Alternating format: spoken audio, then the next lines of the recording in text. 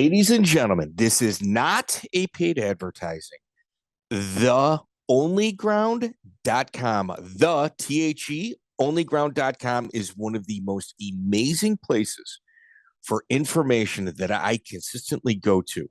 If you guys want to have conversations about our old interviews or even topics that we don't discuss, the group of people that are on the onlyground.com message boards are some of the most brilliant that I have ever come across.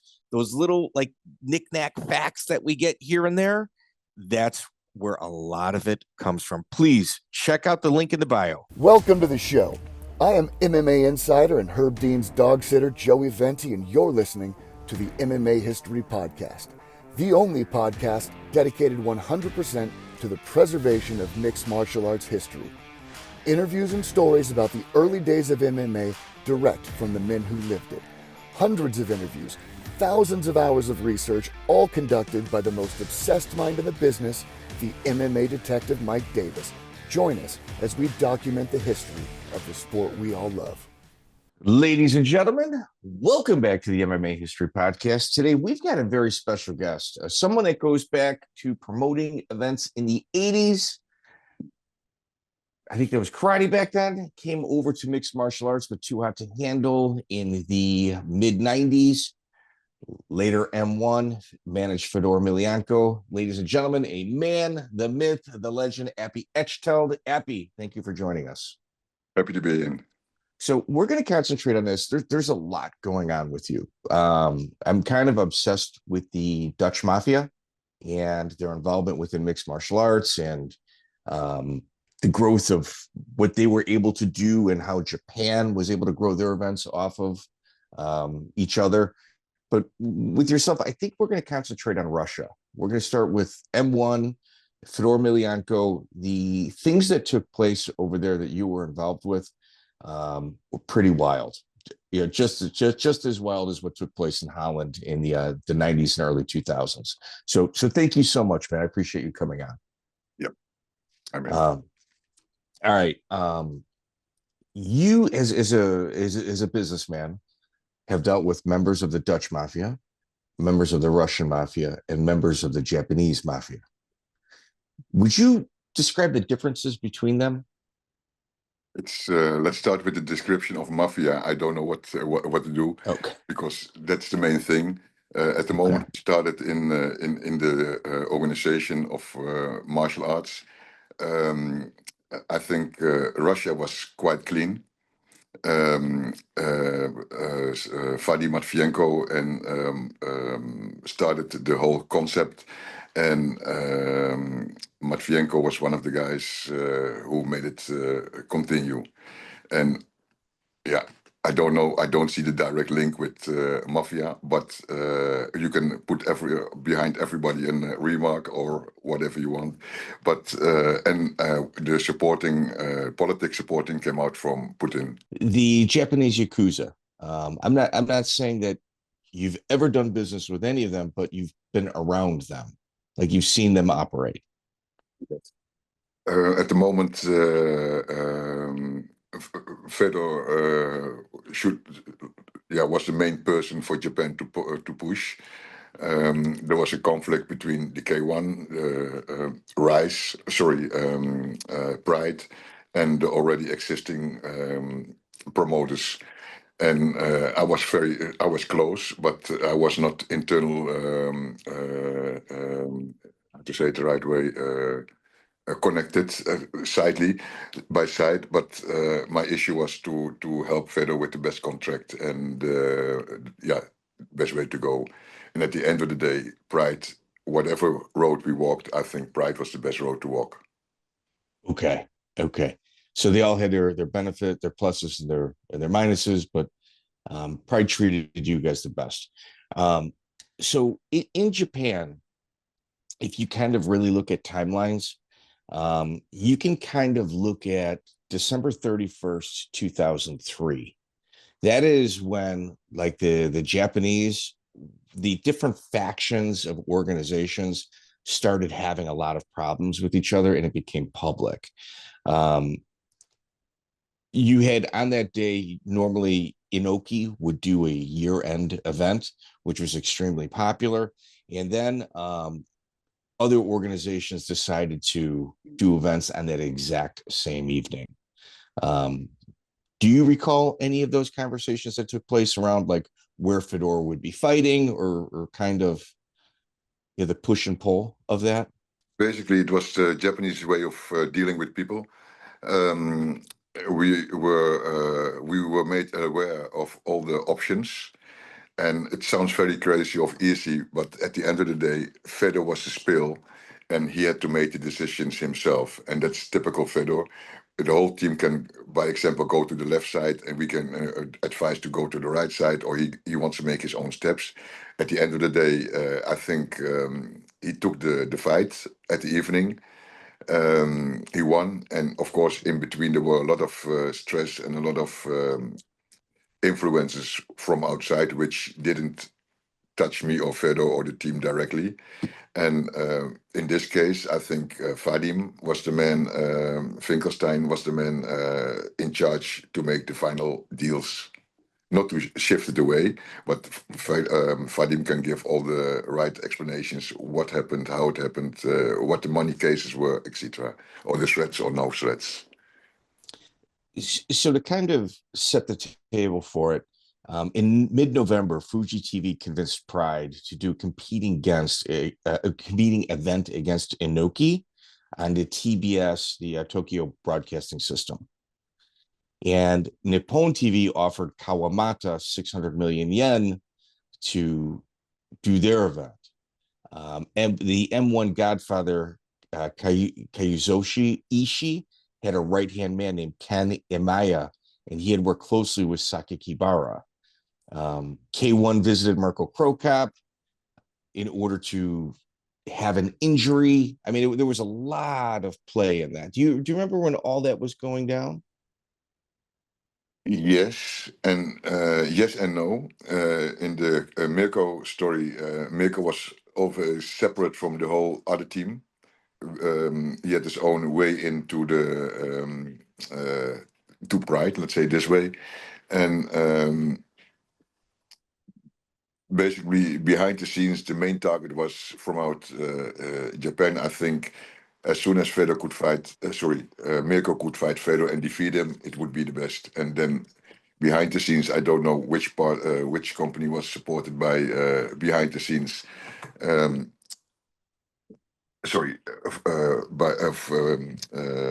Mirko, who was pushing Mirko, but they both, at the end of the day, they both choose Pride. Right, right. And like, I know the rumor was that Krokop was paid 300,000 to fake a back injury, and at the time it was reported that Fedor was only being paid like $10,000 a fight. Can you repeat one more time? At the time, Fedor was being reported to be being paid only $10,000 a fight. His early Pride contract. No? Okay.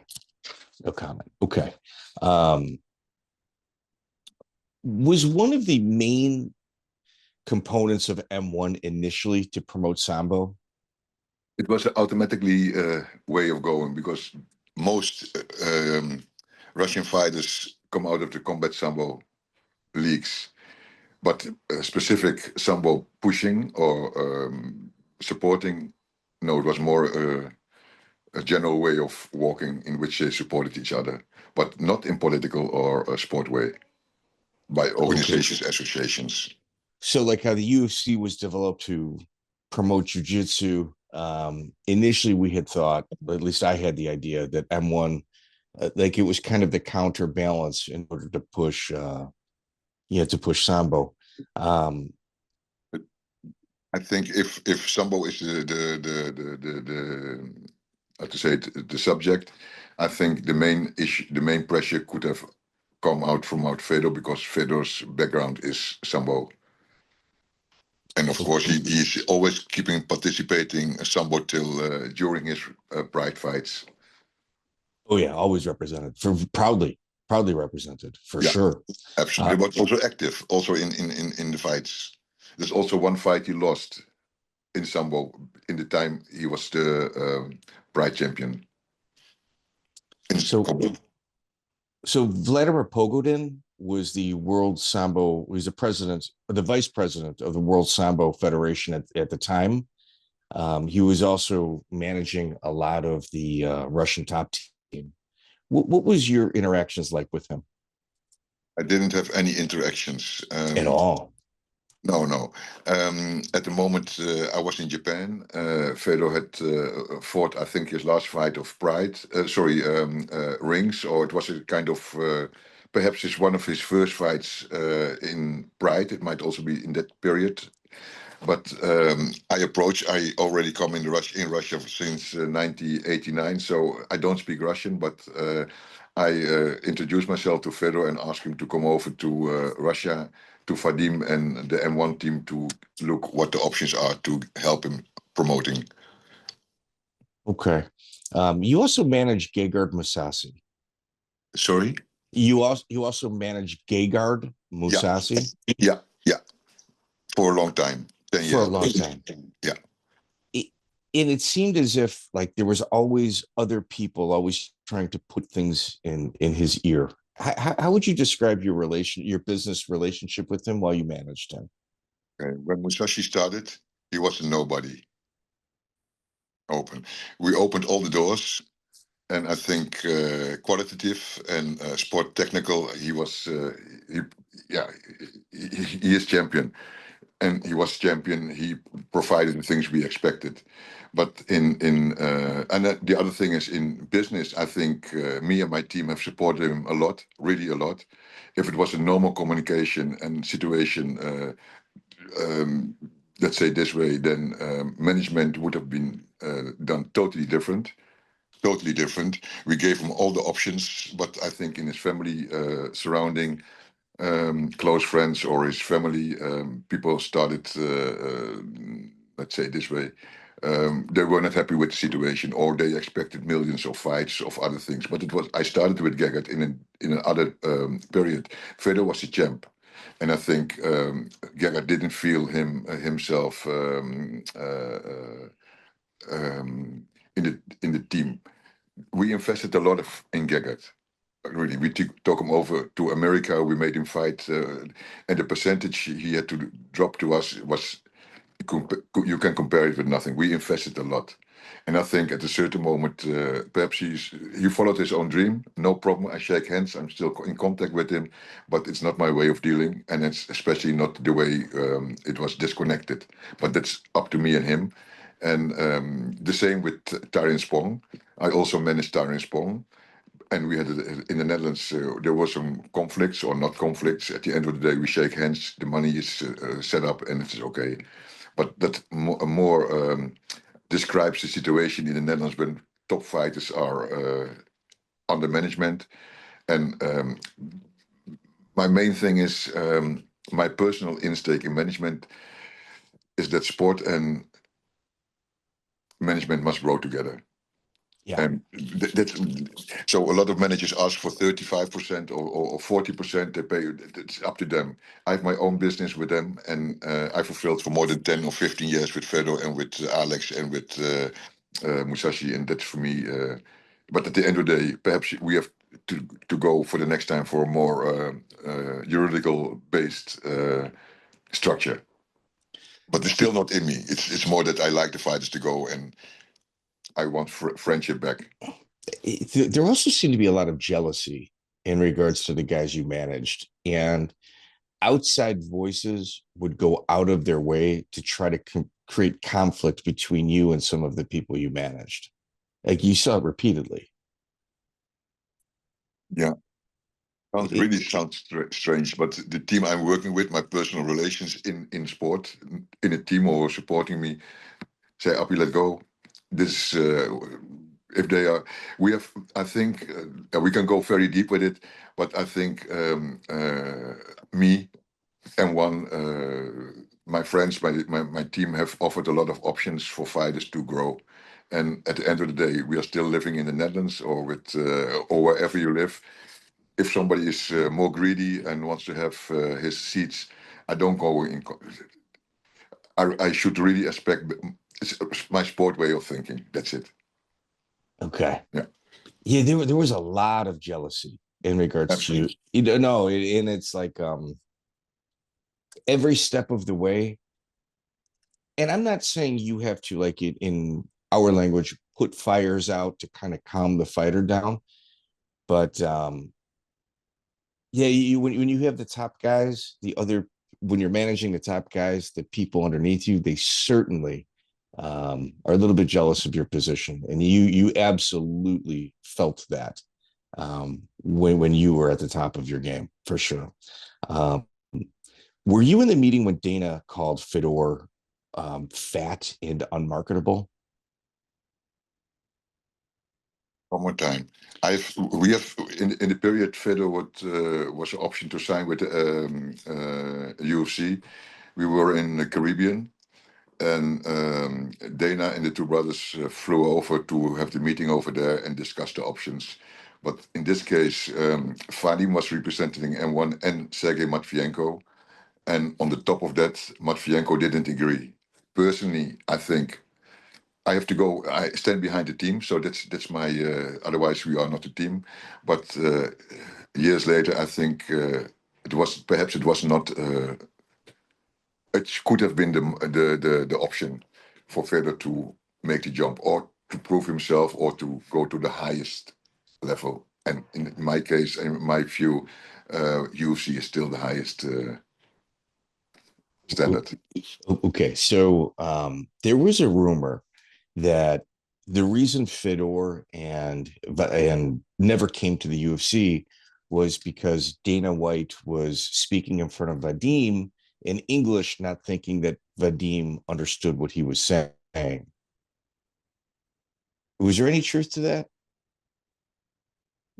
All the communications we have had directly with Dana and with the UFC connected to Fedor were translated, and everybody was aware of all the input of the words, whatever we mean, how to say it. Okay, okay. Obat Savitsky, you worked with him at M1. He was one of the people that faced Fedor 2 times. Yes. Do you recall him? Yes. What was your experience like dealing with him?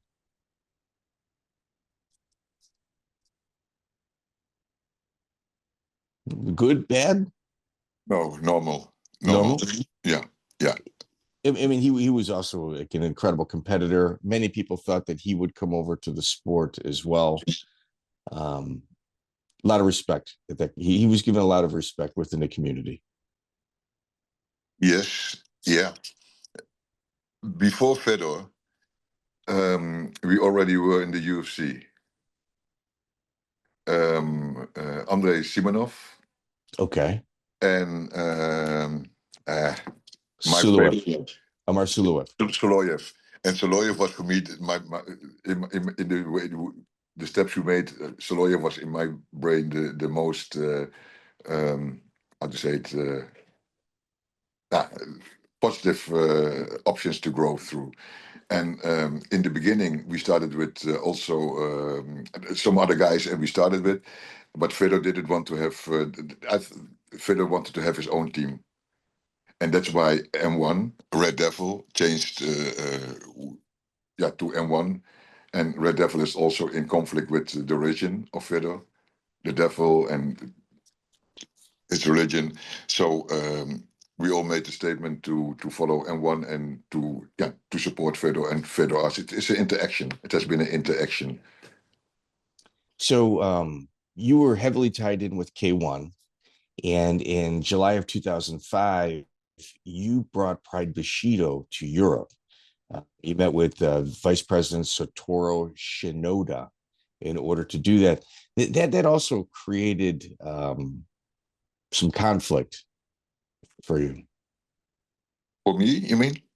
Well, I know it wasn't In very well general, received no. because of K1. K1 didn't want them in Europe. Yes, what we should have liked to bring in is, by example, Ernesto at the time.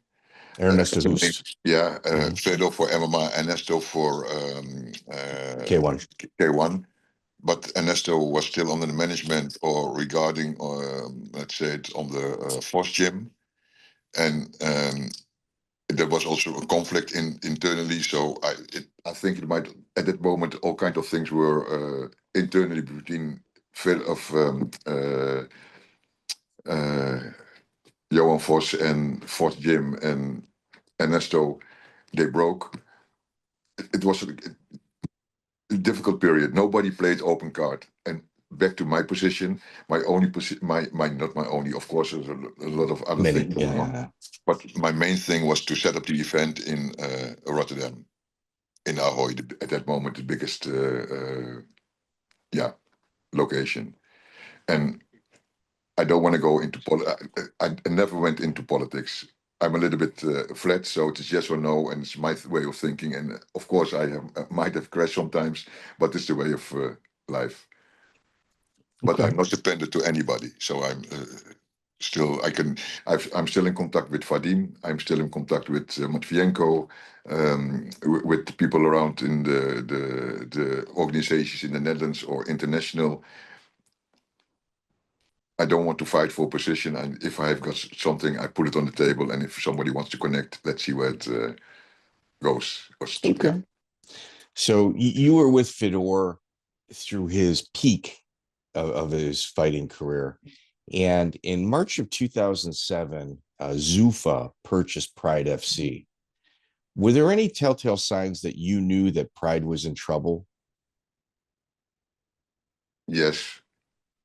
I think Pride. Yes and no. They always fulfilled their financial obligations. So that's mostly the first things where you feel something is not going well. But of course, there were problems in a political sport way somewhere in a kind of block, let's say it that way. And it might refer back to 2003, in which the whole situation was taken away. Crazy. Yes, crazy. yes, really crazy. Yeah, absolutely. So the December event in 2003, when you've got three different major promotions doing events, you can't hide your alliance on that day. Like everybody has to pick a side. There's no hiding at that point. Absolutely. And I lost the name, but the big hall in Tokyo, you've two big locations, Saitama Arena, which you can remove from 35 to 60. No, let's say this, the K1, this, how they promoted their fights, really big. But it was also, how to say it the right way. We didn't know there were perhaps behind the scenes still some problems which might block the development of both or one of them. Yes, it's really. And now and yeah. Okay. And we're not saying any mafia relations or anything like that. We're just saying these are obvious businessmen, very good, shrewd businessmen at that. But sometimes the hanger-ons kind of come and it makes things difficult. And the thing with the sales of Pride is that Sakikibara has never been charged with a crime. Like criminally, he's never been charged. So on mere accusations, his entire business gets taken from him. Did you see that coming? We didn't see it coming. We felt something was going on. And I think at the end, behind the scenes, and that's really blocked for everybody, the words have been spoken out to each other. And I think that wherever the financial support from Pride was based on, or it was, nobody knows. And of course, television is a main point in it. And they stopped broadcasting. There were too much things going on. And at the end of the day, I think the K1 had a bigger history, a longer history than Pride. So different organizations, different style fighting of styles, but yeah, it was difficult. It was not an open book for everybody. No, Let's say that no, way. Yeah. no. It's I like that. Mhm. Everybody had different chapters that they could Absolutely. read. For sure, for sure, for sure. Absolutely. Okay. Fixed fighting. Obviously, it's taken place in Japan. Mark Coleman, in his interview with us, talked about it. You know, he got paid X amount of money to do a fixed fight in Japan. You know, we've had a few people admit that on our podcast. Have you ever been offered a fixed fight? Yes and no. The only thing, my answer directly, at the moment the fight came in, we directly present to Fedor, and Fedor was not fixable. And he made that final decision. What I mean is this: whatever the opponent might be, if it's an easy fight or a difficult fight, he took it his way. And so, what is a fixed fight? If you want to go for gold, you just finish the guy. And perhaps the level of the opponent in some cases were a little bit lower. But if it's, I don't think with Fedor we can discuss fixed fights. But no, for sure. I mean, all you gotta do is look. No, but open. It's Yeah, not discussable. yeah, He would, if by example, I think if we had offered him an option, he would say, "Go, management, go away." This Okay. really is Fedor, and in this case, Fedor made his own decisions. Was it ever proposed? No. No. Okay. Well, they knew. Okay. So, have you ever seen other fighters, maybe outside of your management, approached in that matter? I know it was going on somewhere somehow on different levels, but it's not never personally directly to me or no, Okay. no. But behind the scenes, yeah, of course, you can. It's interesting, like how you propose it. You also got to pick the right person, so they keep their mouth shut, and as well as they go through with what it is that you're asking for, which doesn't happen often either. Okay. Next question. All right. Okay. April 14, 2007, BoDog fight. Matt Lindland fought Fedor. So BoDog was the first American organization ever to land, the Russian juggernaut. How would you describe the interactions were in order to complete that deal? It was smooth. Okay. Smooth. Yes. And I think for M1 it was very important to launch in the States. And for BoDog, yeah, it was very important to ring the bell. Here we are coming, or look at us. It was a big deal because all of the American organizations wanted them. And I worked for BoDog at the time. And I remember hearing about the negotiations and some of the tactics. But at the end of the day, the deal was complete. Were you happy working with BoDog? Yes, at that moment I think we were happy. Okay. Yeah. It's always Because I know. easy. Sorry, it's always easy to talk behind time and after a lot of time and to put in things. But I think at that moment, BoDog connected to the Russian fighters and disciplines, I think did a good deal. Yeah, like it started with MFC Euphoria when he had Russia versus USA, and then BoDog purchased them. I mean, it was an interesting business situation. Like they always had a relationship with the Russians, Yeah. BoDog. Yeah. And in 2007, early October, M1 is sold to an undisclosed American buyer. Do you remember when M1 sold in 2007?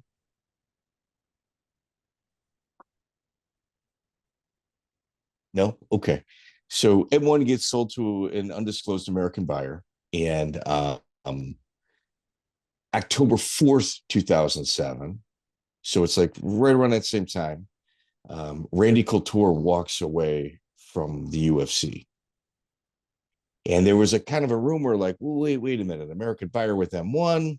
You got Couture leaving. Fedor was trying to separate. I mean, obviously separated at that time from from Pride, because Pride was over. There was also made a photo shoot in which they both went face to face. Yes, Okay. Yeah. So the intent of the photo shoot with Affliction, where Fedor and Randy Couture were there. Did you help arrange that? Yes, I was very close. Okay. You got to give us some insight into that. It was a super deal, and I think for Fedor the options to set his to work out his American dream covered, and let's say this the right way, not covered but secured by the organizations. And on the other hand, UFC is the biggest one, and you don't have look what's happening now. But if you don't like what the UFC in the line, walk in the line, kick out or step out. But in Fedor's case, we all had in mind to build him to the most greatest fighter in the world. And at that moment, that were the first steps to do. And yeah. So did Fedor want to fight in the UFC? Was that his intent? I think after Pride. I think if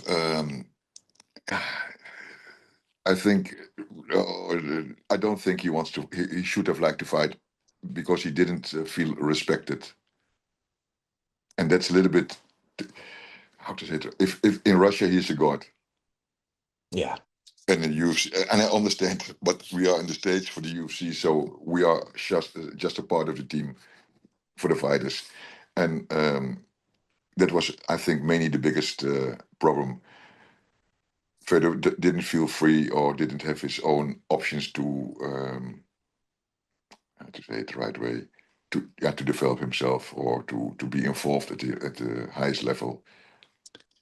Yeah. So like if you look at October of 2007, here, M1 is sold, to an undisclosed American buyer. Nobody knows who that person is. Randy Couture walks away from the UFC and resigns as champion. No one knew why. Like he had a dispute. He like was embroiled in a legal dispute with the UFC to get out of his contract. The rumor was he wants to fight Fedor. He's doing anything he can for that fight. The UFC had purchased Pride, so it appeared the champions would be fighting champions, and things kind of fall apart. I know in that same month, Fedor is negotiating with the UFC, and during those negotiations, Dana White publicly called like Fedor's management, crazy Russians, which didn't help the negotiation process. Yeah, I really understand. UFC at that moment, we had a meeting of Aruba. I think, Aruba. It was Aruba, and we can go back to this moment, politics, Putin and Trump. But who's stronger? Let's say it this way. But there was so many, how to say it, I try to use the right words. I think at the end of the day, Fedor didn't like to go into the straight lines of the UFC. He wanted to have his own options. And Mousasi was at that moment also an option to discuss. He went on the table. We discussed options. If Fedor goes, Mousasi can go with him. From us, no problem. Pride at that moment was asking also for the fighters and how to continue. It was, and again. At the end of the day, the fighter made his own decisions. Fedor made his choice. He didn't feel free enough in the UFC, so he made his choice and walked his own way. Okay. Yeah. It seemed like the negotiations with the UFC was very contentious, though. Yeah. If I look back to it now, yes. Yeah. But I think from both sides, there could have been a little bit more flexibility. Okay. So both were very hard. Okay. Of course, and I understand. How to say it? On the gray line, I was in with the Fedor team. And of course, I understand the steps we could make with the connection with UFC, but then M1 has to stop. Fedor has to be exclusive for M1 for UFC, and I think there was also some other deal going on with Fedor, his clothing, his line, the promotion from out Russia too, with M1, and then with UFC we had to cut everything, and then Matvienko on the table asked a lot of money, and I think at that moment it was too high too intensive for UFC to deal on that moment without any security with Russia. But if both parties would have gone a little bit higher and make it feel back and go again, you never know. Because a lot of M1 fighters also participate now in the UFC. Yes. So it could have been, and now from out the UFC, if the UFC is so big that they buy Pride, why don't they integrate M1 or buy them off and make a deal in which they can continue their own fights in Russia or Big Russia and get the champions out of it? It could have been much, perhaps it could have been much more easy. Yeah, bigger. Yeah, easier. So when M1 was purchased by an undisclosed American buyer, like I was yelling, UFC did it. They're bringing all their Russians in. Like I honestly had thought that it was the UFC at that time. It was not. No. Mitchell Maxwell, a Broadway show producer, was one of the main voices, and I think was part of the purchasing team of M1. Is that correct? One more time. Mitchell Maxwell, the Broadway show producer. Yeah. He was a part of the team that purchased M1. Am I correct? Yeah, please, for the outside Russia part or the connection with the States or Japan? With the connection from the States. He had a very large voice in the organization. Correct? Do you understand my question, or? Not totally. I think. Okay. So Mitchell Maxwell, he's a Broadway show producer. Yes. He gets hired by M1 or is part of the purchasing group to represent M1 in the United States. And he's got a very large voice, but he's got no background in the sport. I don't even think he even knew who Fedor was. But his voice is very large in regards to how M1 carries himself. Is this covered by M1? His story? I mean, there's a couple public statements out in regards to him, but if you look at his actions with M1, it's.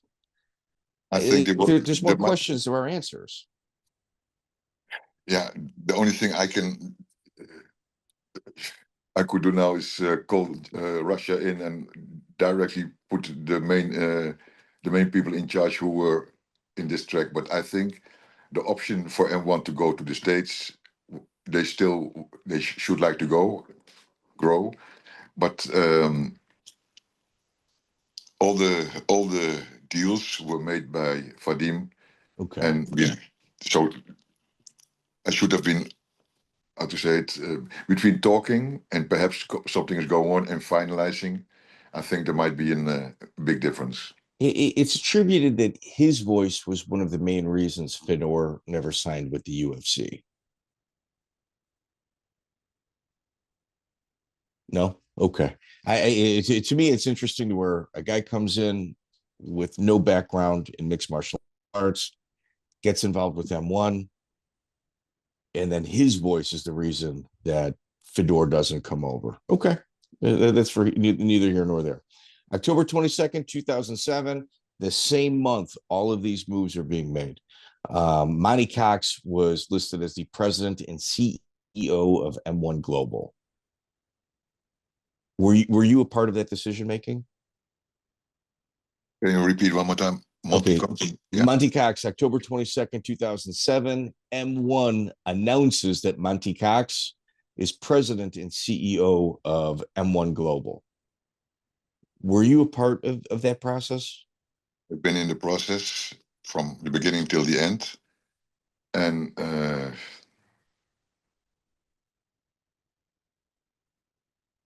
let's say this. Perhaps you can call Monte Cox in Yeah, of also, course. but I think how to say it again. I think at the end of the day, M1 missed the second chance, first UFC, and now the step to integrate in the States, and but also have to open the books and deal with a partner as a partner. But if it was really that far that M1 was under his name, I don't think so. Monty blocked himself. Okay. So if you look at it, you guys are an incredibly powerful management company. And Monte Cox had some of the biggest names in the sport at the time.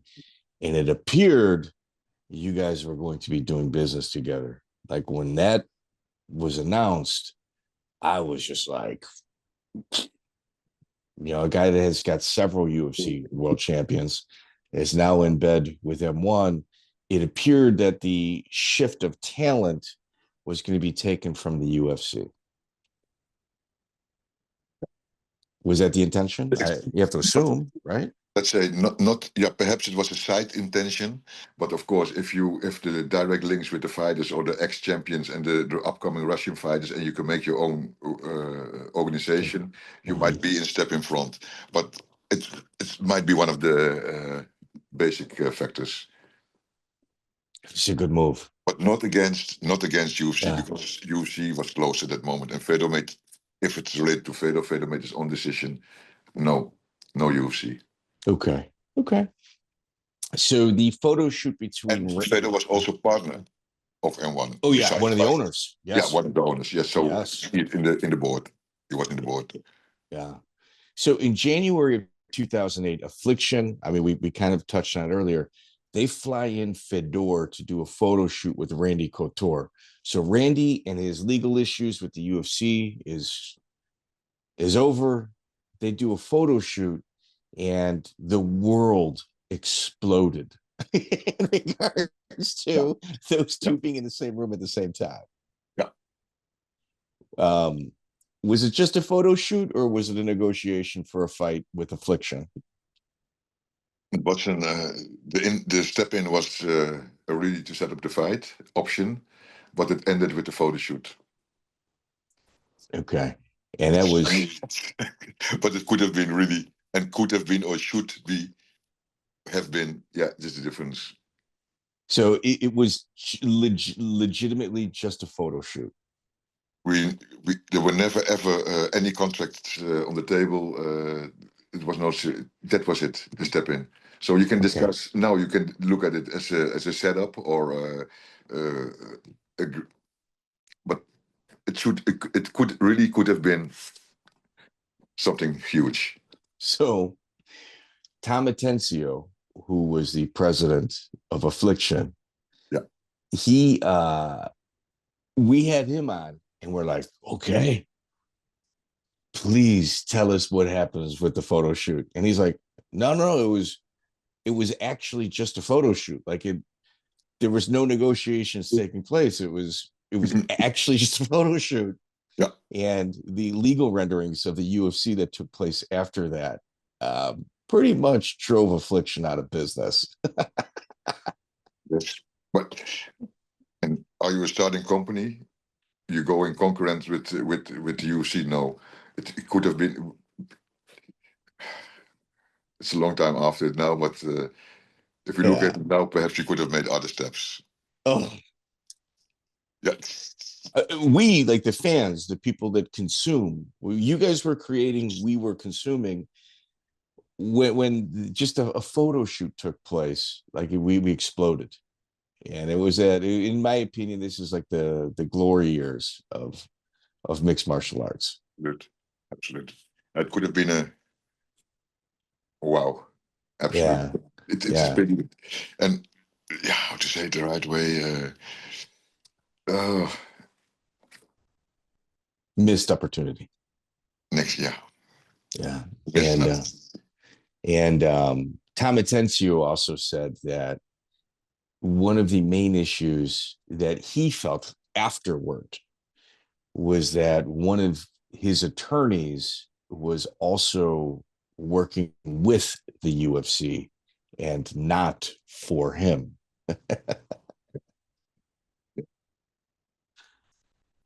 Entirely At possible. the end of the day, who Yeah, controls, who has the money controls. Yeah. Couture in March, he retires from the UFC, citing the inability to fight Fedor was the reason. So Couture, but it appeared that Fedor and Couture, they really wanted to fight each other. Yes. Absolute.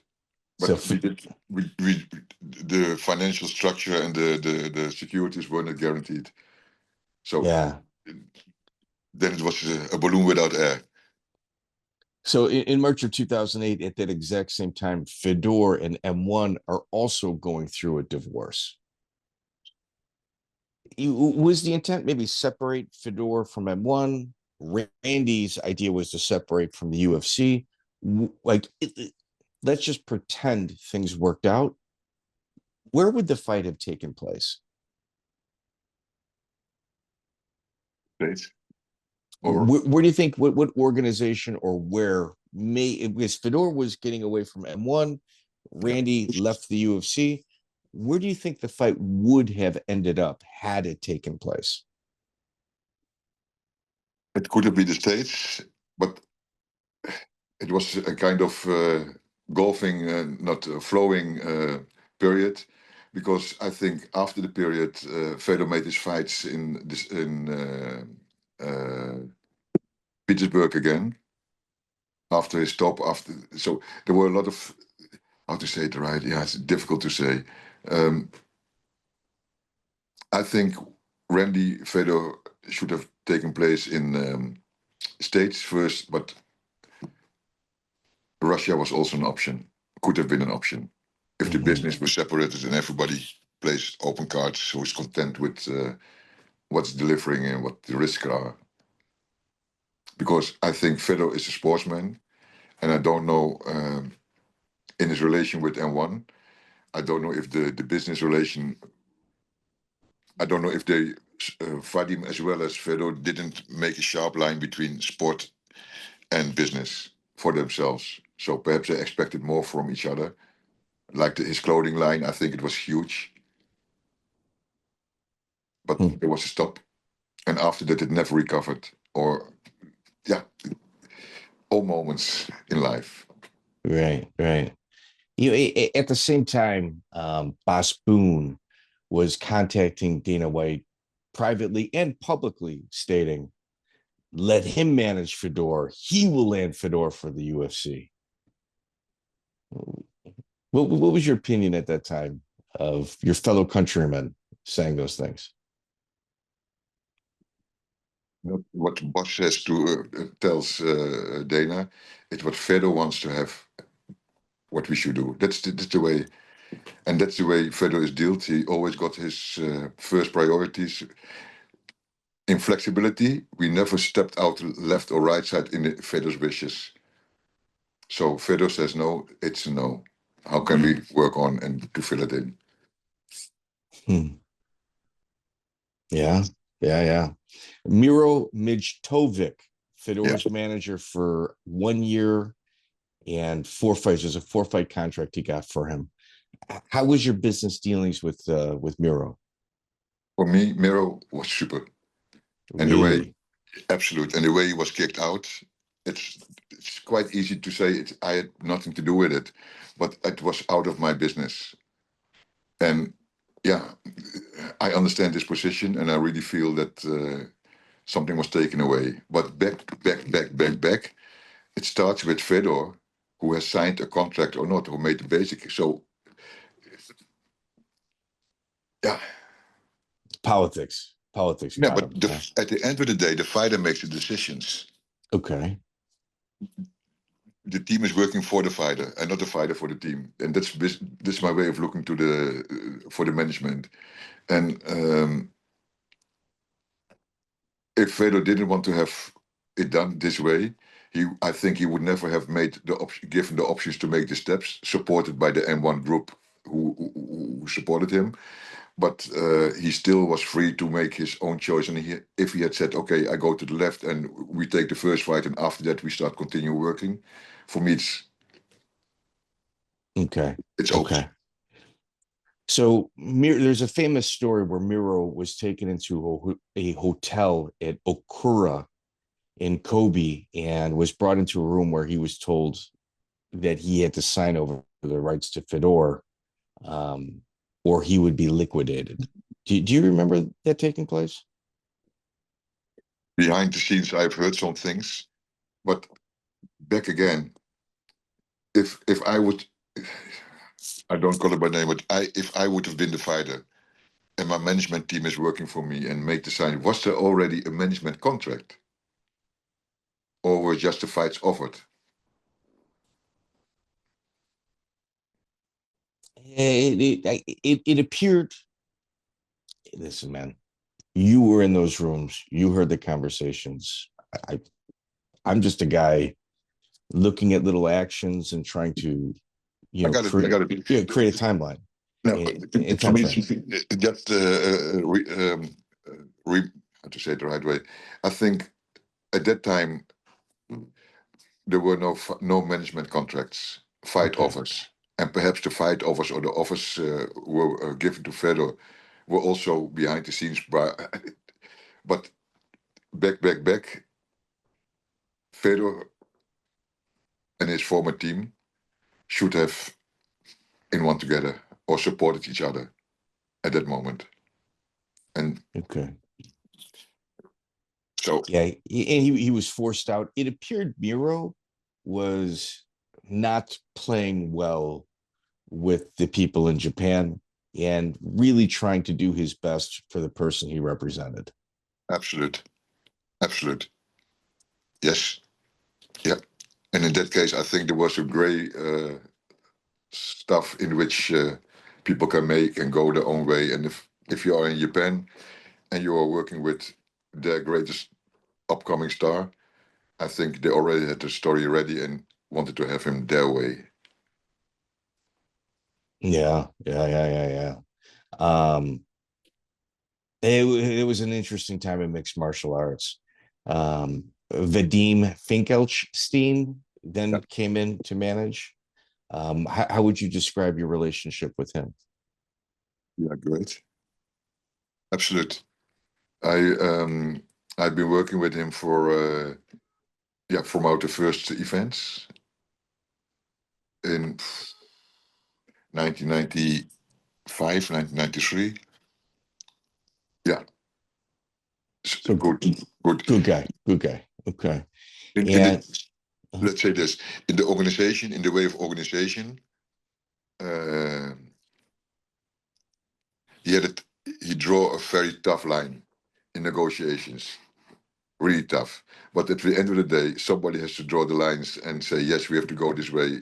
And when it's supported by the whole team, including Fedor, me, Vadim, yes, and everybody says yes, then we have to go.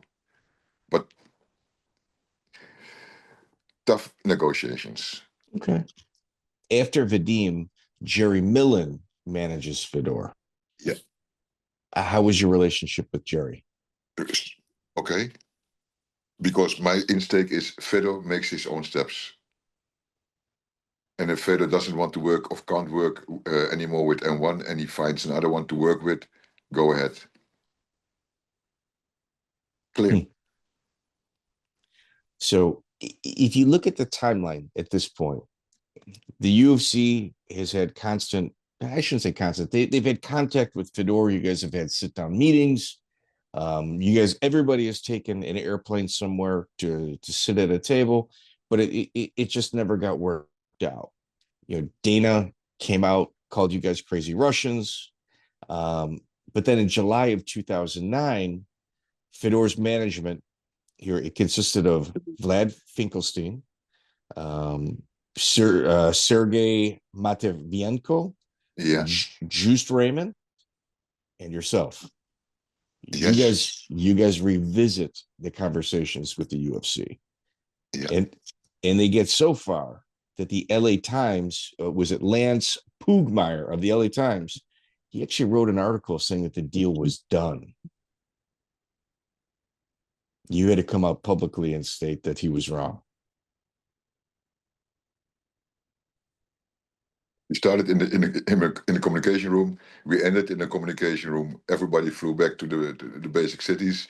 And I think after that, there were some things on internet about why the Russian people didn't step in and why UFC doesn't. But that is more the last steps.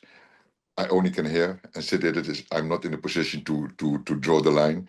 Fedor and Vadim, at that moment, Matvienko were the ones who were pressuring. I would have been glad and happy with the whole deal. But it's my personal instinct and not the instinct I work for in this way for Fedor for Fedor. So he has to make the final feeling. But you guys got close in that meeting, closer. Would you agree, or was it? Yes and no. It was a hard line. This is what we expect. This is what you want to deliver, can deliver. These are the points, yes or no. And it was, I think at this moment, Matvienko made his stamp with his fist on the table and said, this is what we're going to have. But I don't know at that moment if that was the most if it was the most lucky moment. Okay. So I'm just going to be like, you're Dutch, so I can be direct here. Yeah. It seems at this point that people are just pissed. They're mad, especially on the American side. I mean, the Russian side, I'm sure everything is great. But on the American side, it seemed like, fuck him. Like, and the reason I say that is because in August of 2009, the UFC themselves, they float a story out there. They literally, they just kind of, Cindy O, who was a journalist and proven employee of the UFC as well, she puts out a story stating that the UFC would have honored the Affliction contract of Gegard Mousasi. And the only reason for them to put that out there was to create conflict with yourself and Gegard. Do you recall that time period? Yes and no. If Gegard and not now, but the line at the moment Gegard started, he started from out zero, talented, etc. He got his profit from joining the whole system we are working in, and his dream was to fulfill to become champion in the UFC. But in the sideway, I think he had been given a lot of options to grow further on, and at the end of the day, he wanted to go to the UFC. We shake hands, we fulfilled the financial things, and say, okay, go ahead. That's it. And that's my way of dealing. That's really my way of dealing. I don't go in conflict. For sure. For sure.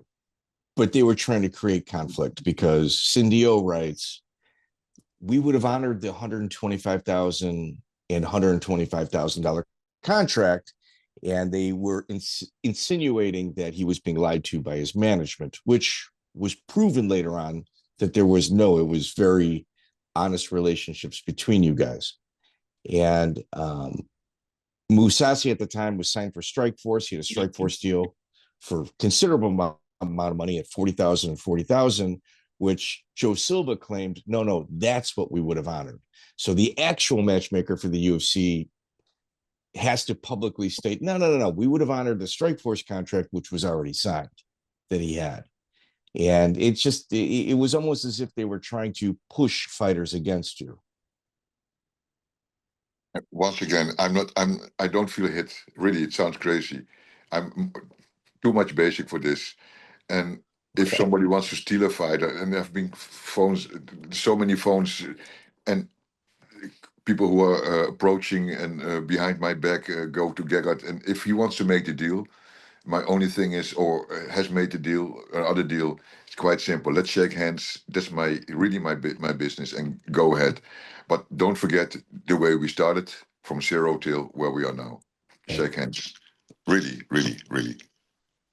I can't explain to you how much that helps you in this situation, because later on, Joe Silva has to publicly admit that There was never an offer on the table made to Gegard Mousasi. You mean an offer spoken out by words or just write down on paper? Write down on paper. He had to admit that. Like it was intentional just to create conflict. And my belief was it kind of came from with Fedor, the negotiations with Fedor. Once again, I'm sorry, me too. It's for me. It's so simple. I really understand, and we can blame each other. We can put a point, you and me, and at the end of the day, we all want to have. We all should have, like me personally, to have Fedor in the UFC. My personal wish. On the other hand, in Pride, he made his name, in which he's still coming back, and his fighters are in, etc. People make their own choices, and and I'm not the businessman, really not the businessman. Really. If you don't want, if you go with Gegard too, if he wants to go the other way around, go ahead. From out my group, I know the moments that there was no money, and we offered him money, we loaned him money to build, to buy his own things and to build, create it. Forget it all. If it's a handshake, it's a handshake. That's it. I agree. I agree with that. Absolutely. You forget the paper. Like if you don't have a good word. Yeah, what good is the paper? Really, who cares? Really. Yeah. But I will never lie to fighters. If there's a real contract on the table, signed as well, or proposal, yes, it will be.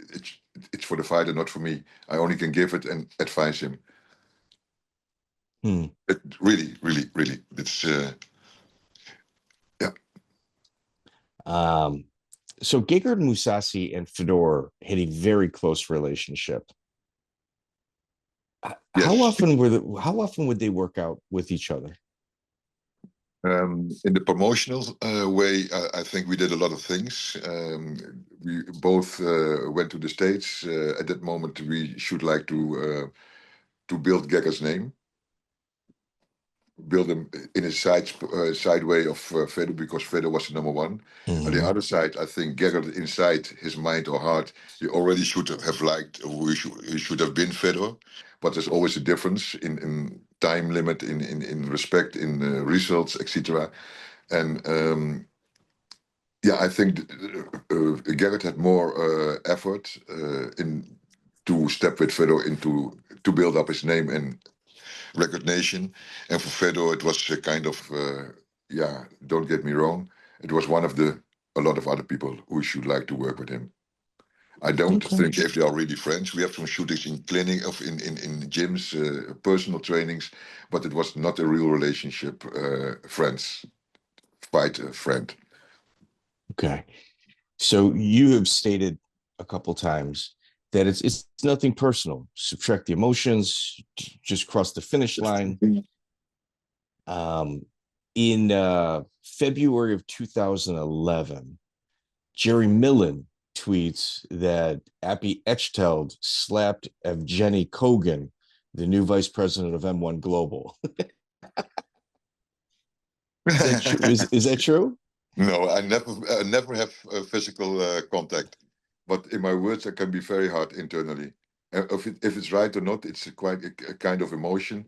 But if it would have been a smash, and I know the board of M1 was in too, so and nobody would accept a smash from each other to each other. So quite simple. Perhaps it was by words, yeah. And if he should have go to the police or make an official, but no. And I still after that, or after the period in which he, what how to say it, M1 at that moment left out of the Netherlands. They went back to Russia. And Kogan was the guy who should solve all the problems. But there were a lot of problems which he was not how to say it, internally connected with. So you can sit and like a cold guy and say, this is the way we have to deal. But if you don't know the exact deals and the exact background, that was it. But no physical, Okay. yeah. So you guys just had disagreement. Okay. Yeah. Fair enough. 2010 was also not an easy year for M1. It was a lot of movement in that year. Like Mousasi and M1 part ways. Um, you had still you were still working with Mousasi, but with his parting of the ways with M1, he also picked up new management. Was Mousasi, was he just, did he take a lot of time? Was he one of those guys that just needed a lot of attention? What you used to yeah, it has been intensive, but how to say it the right way, with open cards. So yeah, so everything we discussed with Gegard and his brother, because his brother was his sub-management from out his family. I think no, not really hard, not really not hard or not intensive, but and no, normal. No, so he didn't need a lot of attention. No, because some people do. I mean, it's not good, it's not bad, it's just a personality type. One of the things we not in conflict, what we discussed a lot of times, was to why Gegard, why don't you move over to the States at that period? Why don't you start your living or training clinics, etc.? And he didn't want to leave the Netherlands. He it has a plus and a minus. He still got his championships and he got his belts and became one of the biggest fighters. So there's no doubt about that. But now, if you look back, yeah, if it was a real management or team, I should have liked to force you to go over and take a look at it and develop yourself. Yes. Yeah. Bas Boon and yourself. And Yeah, Bas is you guys are two completely different personalities. yeah. Yeah. Like you guys couldn't be more opposites. It's kind of like, oil and water. Um, From he my had, side, no. pardon me? From out my position or side, no. The only thing was that no, I don't want to go in this specific things, but Sure. wanted to. Bas claimed the Fedor's management, and he set up a meeting somewhere on a location where the at that time former Glory boss was Mhm. meeting me with him. Yes, and he would always be public with his statements, to where you were always very private with your statements. It Yeah, was at the moment, yeah, you have to know. I discuss, but not in open. Then I will explain you directly, and everybody may make his own choice. But when I'm on visit to somebody who's not on free foot, on the free foot, I come with Bas, and he starts how to say it the right way, blackmailing me, asking for Mhm. money for, and otherwise, yeah, then we have a conflict. And if it's and Bas was out of the conflict, he ran away, and I was in conflict with the guy. So I spoke it out. We had some words, and after that, we spoke each other again when he was free out. So Okay. it's It's just past history. Yeah, I mean, it's the fight game. It's the fight game. It's not normal. it's It's not normal. yes, it's not normal, but it's not. But it is done. So if Bas wants to say anything and go his own ways with everything he puts on the table, he has to. My only thing is he leaves out some names in which he should have written down, and I don't know why he is not doing that because there are some other things playing. And I'm an easy guy. I just say keep your mouth shut, or it is so I made a fault, or I make this. Let's shake hands. There's no how to say it. Real value in it. It's my own personal way of. All right. So, for the people at home, the thing about dealing with the Dutch, you have to understand, and the majority of my audience is American. So I don't think that there's a lot of interaction with my audience and businessmen from Holland. And the one thing that I will say is the Dutch are so friggin' smart. Like, they're so smart. And here is just a microcosm. Like, here's an example. You got two guys from Holland or from the Netherlands that are the top managers in Russia and Japan, and they're from the same country, and they're arguing with each other about incredibly huge superstar fighters that aren't even from their country, and they're representing them. So the Dutch always have kind of like they've always been very advanced with positioning. Yeah. And you and Bas at the time were the biggest managers in the sport. Yeah, Bas was really the personal manager. I was in a team of management. Okay. So that's a difference. Okay. You could say that you guys are moving a lot of pieces internationally that are incredibly impressive. So I always try to kind of take that into context as well. I know at this time Bas wanted an Alistair Overeem Fedor fight. You, when your very few public statements say, okay, well, Overeem can take a steroid test, and then we'll definitely do it. And also, if the fight would have been done in Japan, nobody can control. But in the States, quite simple.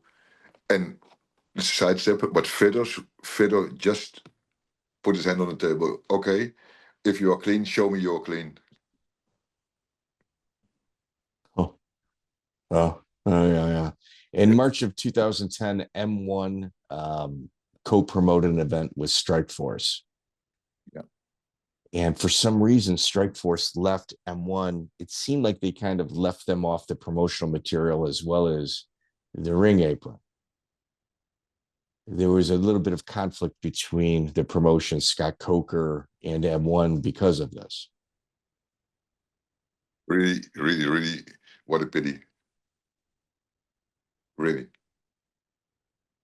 And in that case, Scott was the main man in charge. Vadim was the main man in charge. And in this case, Fedor was not involved in the business relation between M1 and Strikeforce. But yeah, I think Scott took a lot of risk to join. And I don't know if he was really supported by M1 to fulfill the deal. It's all about money at the end of the day. And it's really a pity. Did you like Scott Coker, working with Scott Coker? Yes, I respect him, absolute. Honest, open, direct, absolute. Did the people from M1 feel insulted by the actions of being left off of the materials? Yeah, basically the first step going back to Europe and Russia was set by that. It was going back to Russia? Yes, and I think Scott, Strikeforce at that moment, I think Scott presented himself the way he is and the way he wanted to fulfill the Strikeforce dream, optionally in combination with M1. But M1 in the States has to step on the same level, and not because of Fedor, only because of Fedor. So I think there was a kind of internal conflict between the input of the money. Yes, there was also a rumor that the M1 was postponing some of their fights due to financial issues. And in May of 2010, you guys had met M1 in Zuffa. You know, the UFC had sat down once again in order to try to iron out a way to exchange fighters. Was M1 financially in trouble at this time? Yes, I think yes. Yeah. And the problems were solved at this moment by Matvienko. Oh, wow. Okay. Yeah, it was, Jamie Lax and Danny Van Bergen had fought May 29th, 2010. And then in July, Jamie Lax made a public statement that she never received her win bonus. How concerned were you for M1 at this time? Contract is contract. Now I'm a fighter. If I'm a fighter and it is signed, give me anyway an opportunity to fulfill the money job and how to get it back or to give me offers. And if that's not done, I really understand that fighters don't like it. Absolute. And turn their back. So in July of 2010, M1 had a publicly traded stock, and it was directly tied to Fedor Emelianenko. And oftentimes, I shouldn't say often, it was almost every time somebody did an interview in regards to M1, an English translation was always provided. And one of the things that was brought up was that when Fedor talked about retirement, that was never translated. Was that just kind of a taboo subject at this time because of the financial situation? Yes, there were two things going on. Perhaps the financial security. And the other thing is from out the government, he got a free question or perhaps a push a push question, let's say this way, from out the government to build up the MMA scene in Russia in the way of the association, federation, politics related to Putin. In December, and we're finishing up. And dude, I hope this doesn't feel like an interrogation to you, because this part of history, bro, I'm a fan. Like I consume this period of history that we're discussing right now. It's just so phenomenally interesting. And you were one of the people that always either had your ear involved or were able to move some parts. And it's not an easy period, for anybody. Like this subject, it's not easy to talk about because it's not all positive. It's more, all right, we got to figure out how to cross the finish line. Like I think in this period of your life, you lost years from your life based on all of the things that you had to do. Yes, because I think it's two continents, Russia, States. We have pictures with long time ago with Trump also visiting the events, handshakes with Trump together with Fedor and us and the team. The politics, and Matvienko was there too. So at the end of the day, we never know what's happening behind the scenes. We only see the context and the faces and.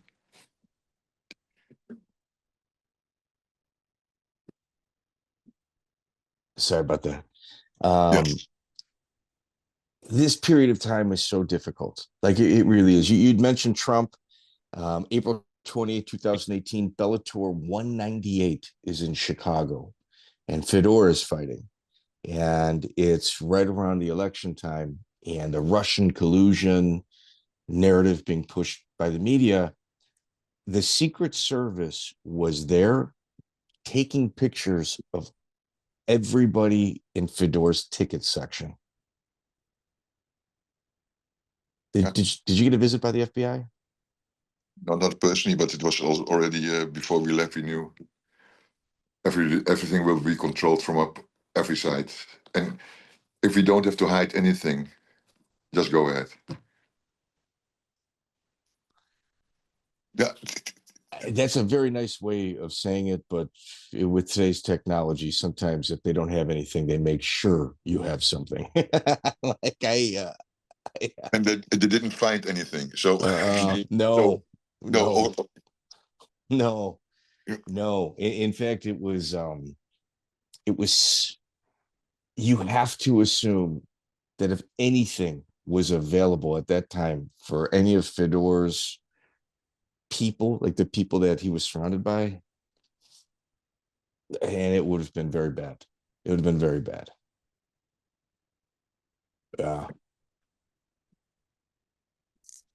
I'm sorry, Kim. But yes, it would have been very bad, but it wasn't. Yeah, it wasn't there, and perhaps in other instake or if you perhaps some questions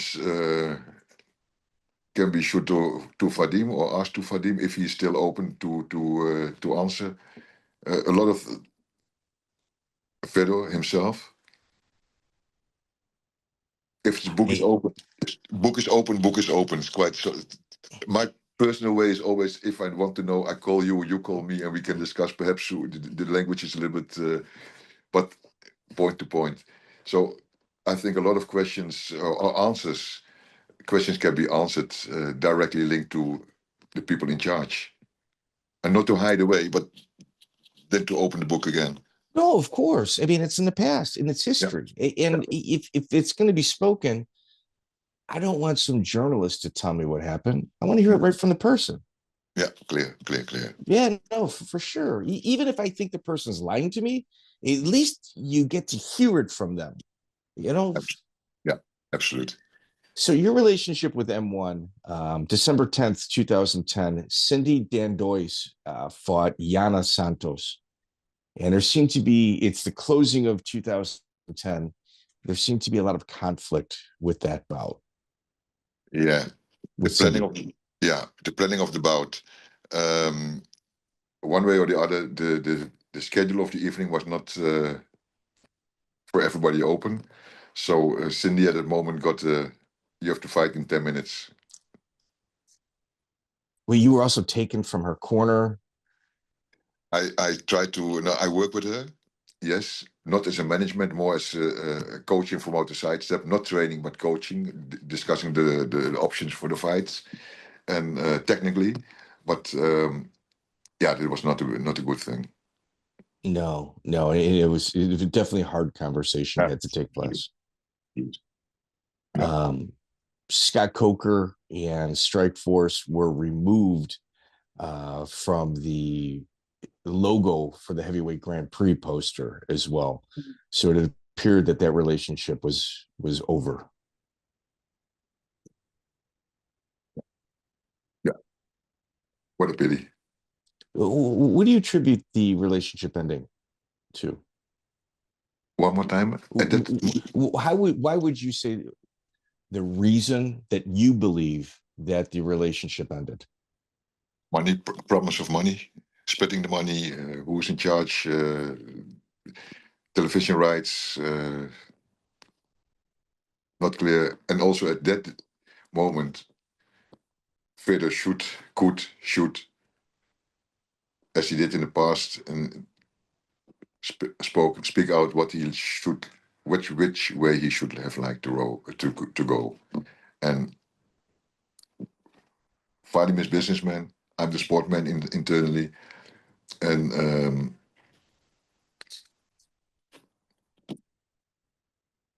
yeah. In my thoughts, it could have been solved another way, because M1 at this moment is also not functioning. Yeah. It's a shame. It's a beautiful organization with an incredible history. It really is. Oh. Yeah. Your involvement in so many different components and aspects of the sport internationally, it's so incredible. And I truly hope one day that you write a book about it. You're not an easy guy to get an interview with. Mm-hmm. You know, and Remco, our mutual friend Remco Pardue, lined it up.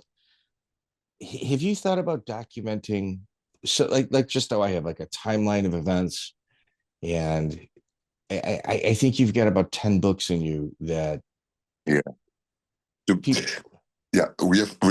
run the road for a long time. Cooperationship, co-management, cooperation event. My main target now is in the Netherlands to give the option to the young upcoming fighters, youth, 10, 12, etc., go up for to IMAF or Gamma, whatever it will be, the international federations. But back again in the Netherlands, there still is no real structured. Only a book is written, but not only. Nothing is really done. Everybody is talking about development of MMA. We last 2 weeks we have next stream. It's called next stream extreme, but it is not extreme yet. But the next stream we have to build, and in which all the young fighters have options to participate. Also from in the cage, we make in one show a little bit copy of ONE FC, but it's more to build the fundament of MMA, in which combat grappling, combat Sambo, all integrated, kickboxing, striking, MMA, all options to build a basic for the workouts to MMA. Because I think the last 10, 15 years, 10 years at least, MMA didn't develop in the Netherlands. It's a pity. What do you attribute that to? The structure, political way of dealing with I only can say this. I hope at this moment that the NVB, the Dutch Martial Arts Federation, will really put their books open, not hide things, just show to everybody, to the members, what the steps will be and what they will give. And at this moment, everything, the whole book is still closed for the last 2.5 years. Everybody is talking, but nobody. Basically, I think I'm the only one, not Next Stream is the only one who is making amateur events just to make them grow. And that should have been set up from our government already. That's a little bit of pity. Okay, so I'm from Chicago, so I very far removed from your country. But like this interview, the questions that were asked of you, man, those are not easy questions. And you answered them, to the best, like a Dutch person would, the best of your ability, very direct. And my interviews with people from your country, it's some of the best content I've ever produced, and it's untapped. Like there's so much more there that the general public either doesn't know about, or if they knew, they would be incredibly fascinated by. I think I have got less than a dozen people from your country that subscribe to my channel, and you might be the 10th person from your country that I've interviewed. So is there just a lack of desire in regards to this sport, or? I think the Netherlands is still thinking from out the Netherlands. And I'm very happy with this conversation, really. Yeah. I'm happy Remco introduced. And brilliant guy. It's just the way of going, interaction. And at this moment, there could be much more things on discussion. From out the Netherlands, a lot of good things are going. Glory, everybody knows Glory. So the kickboxing is rising. MMA could have been with the new guys from UFC now. De Ridder. Yeah. I'm so happy. Also with his outview, he's not a crazy fighter. He's developed, and he's a physiotherapist, and he's working on all kind of levels. He's selling on the right way the sport, and that's, I think, what's missing in the Netherlands, because we expect from out the kickboxing world a lot of people who want to know, and MMA, like Mousasi, like Fedor, the people who know them. The new guys, they're all decent, normal people. And perhaps it might be a negative input, popularity, but I think it's a grounded way to build the sport. And yeah, your country is not very big, and it's produced some of the greatest athletes in combats in the history of combat sports. Yeah, absolutely. Like your organization, Too Hot to Handle, which was like in the mid 90s, all the way to early 2000s. We were a little bit too early. It was too early. It's one of some of the greatest events that I've ever put together, ever, is Too Hot to Handle. And that's a fact. Yeah. But still, like Pelé and Johan Cruyff, the Dutch famous soccer player, at that time it was good. I don't know if it would have been working now, but I think now just imagine it. You have to grow with time limit, but there are a lot of things. Another thing, perhaps it's not the target, but you ask me, what are you doing? You have a lot of things. One main thing Bare knuckle fight, by example. I had some discussions with government, just open, and they think might be some difficulties in launching it in the Netherlands.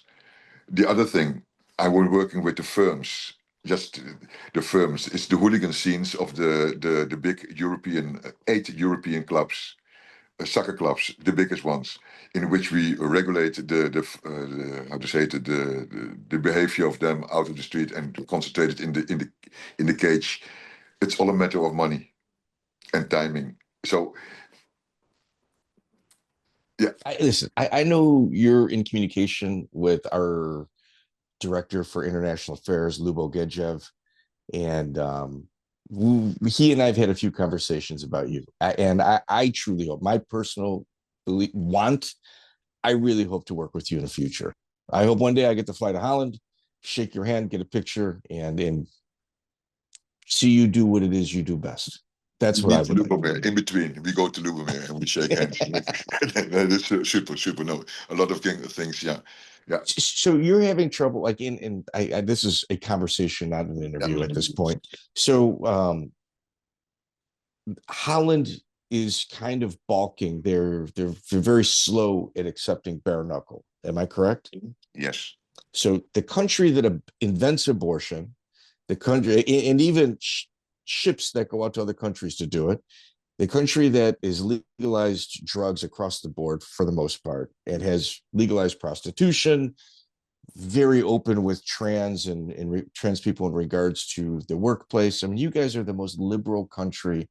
Everything is legal in your country, and you're telling me that they have an issue with bare knuckle? Yeah, I think there should be put on the table a lot of securities around the sport, or fights, or entertainment. Okay. Who is going to take the risk?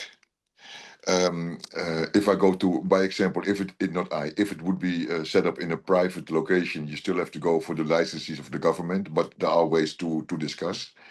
All in the Netherlands, one of the guys who made the bare knuckle fight outdoor, he was blocked from the participating MMA fights, although it was done in. Yeah, I as a real traditional sportsman, I perhaps feel something about what is going on. We have to be sure about security, everything, the fighters, but this is also something you can't stop.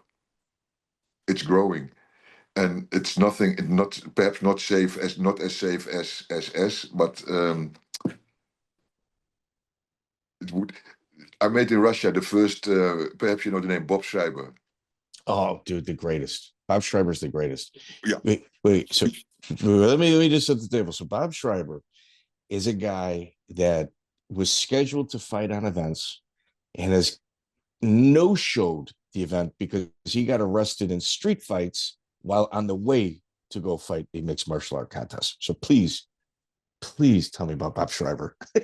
Bob has lined up our events. He has a difficult period, and he came out. We shake hands, and we offered him the fights in Russia and the Netherlands. Everywhere where he stepped in the cage or the ring, something was happening.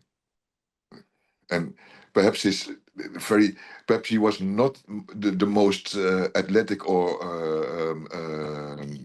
how to say it, spectacular fighter, but technical. But the things he did, it was out of his heart.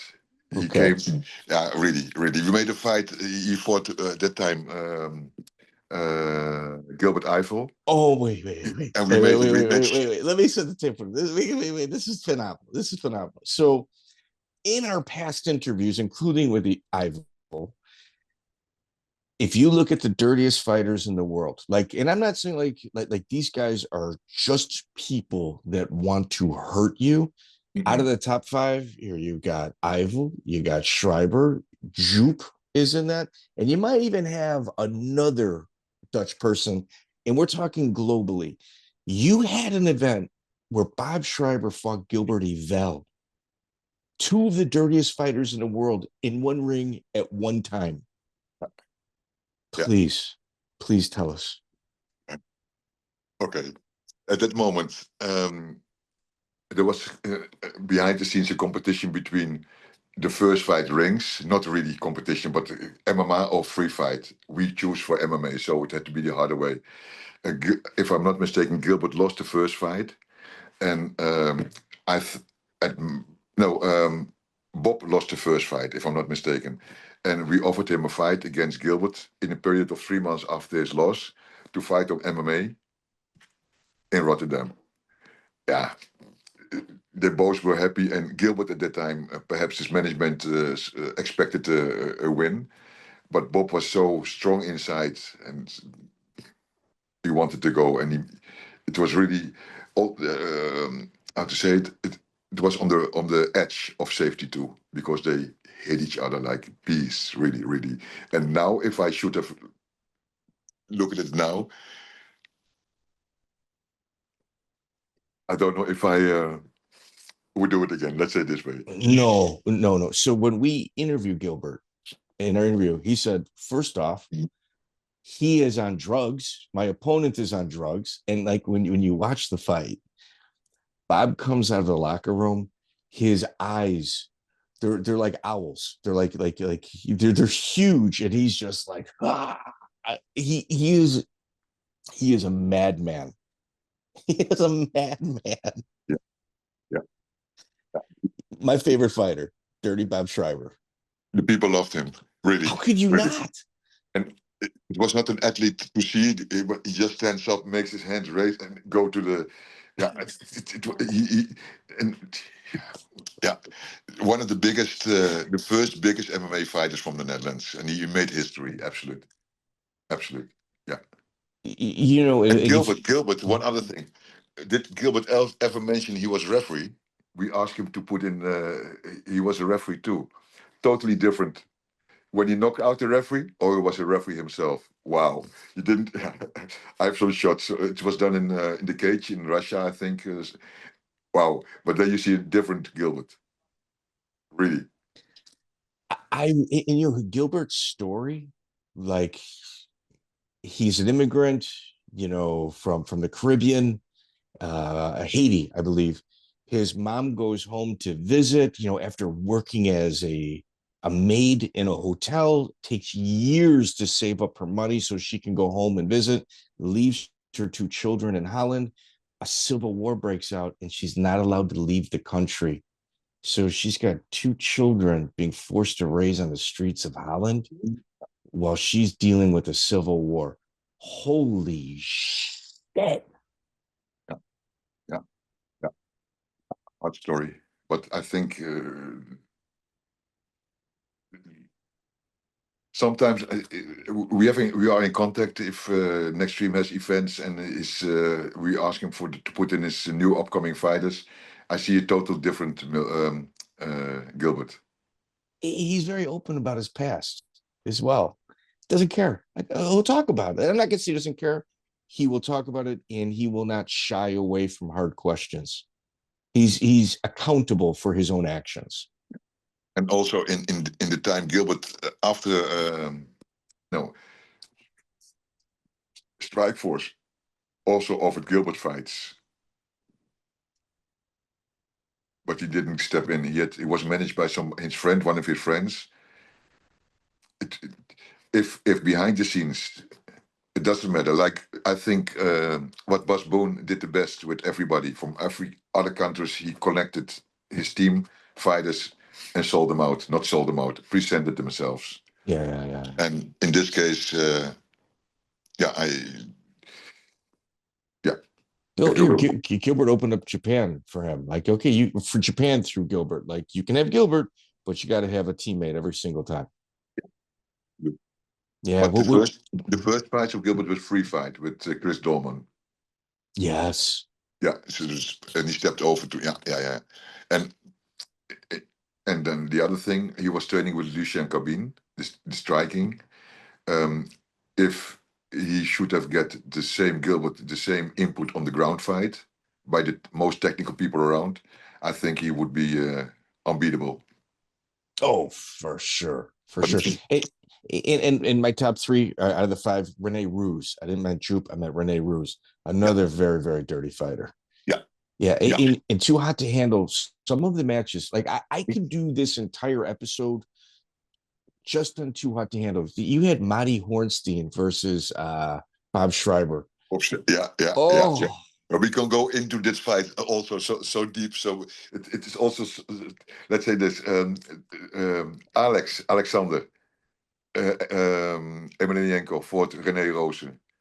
And it was in Ahoy, and René was supported by his team. And Alex was just out of jail. unbelievable. Yeah. Like this. And when he had to awake, René Rozen hit him 2 or 3 times, and then Alex was looking. But it was a very dangerous outcome of the fight because René Rozen was on the ground for 10 minutes. 10 minutes, bleeding. Oh, wow. Yeah, it was really. So now we can. I think I would never do this fight again.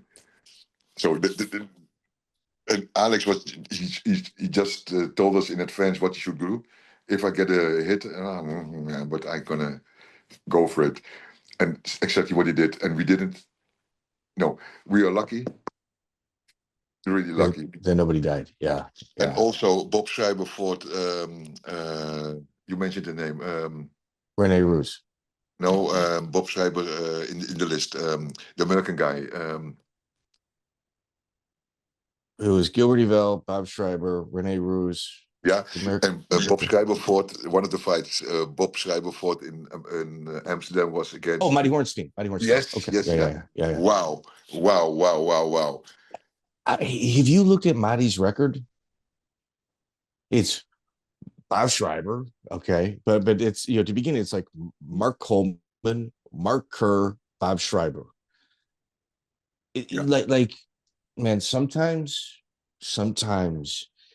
karma or the spirits pay you back for whatever it is that you may have done. Look at Matty Hornstein's record. Yeah, but Bob wanted to accept it. But we also took a very big risk. We never had, after the fight, Bob won the fight, but after the fight he was directly sent to the hospital and something. So back to everything. It was a wild time. So how to say it the right way? As a promoter, now I would never do it again unless we check everybody on everything. So I asked Gilbert that. What was security like? Was it 100 times normal that you usually have? Was like every other seat a security person? Because and in Japan, by example, the first outside steps, if you go to the toilet, you have to put your urine. They look. You have to ask. Don't look at me. And in the Netherlands, you can go and nobody asks. It's really totally different. So also René Rozen, was he clean or not clean? Bob, we didn't have any control. So perhaps you've been very lucky. Yeah, there's so many, like with your Renzo Gracie stepping on Van Dyke's neck. There's so many. Yeah. The fighters that have come out of your country, especially out of your organization, Too Hot to Handle. It's such a beautiful history that has not been documented. Do you know Pele? Of course. José Land, no, yes. Uh-huh. He came over to the Netherlands, and in that time he fought Martijn de Jong. Okay, the current trainer, another current trainer. Okay, yeah. But they had a fight, and everybody, also me, I think Pele should win. And Martijn he didn't finish, but he made a neutral fight. Super. So yeah, a lot of steps in from outside fighters bring in, and Pele in my mind was the best we could get in. Oh yeah, Cuban national, grew up in Brazil.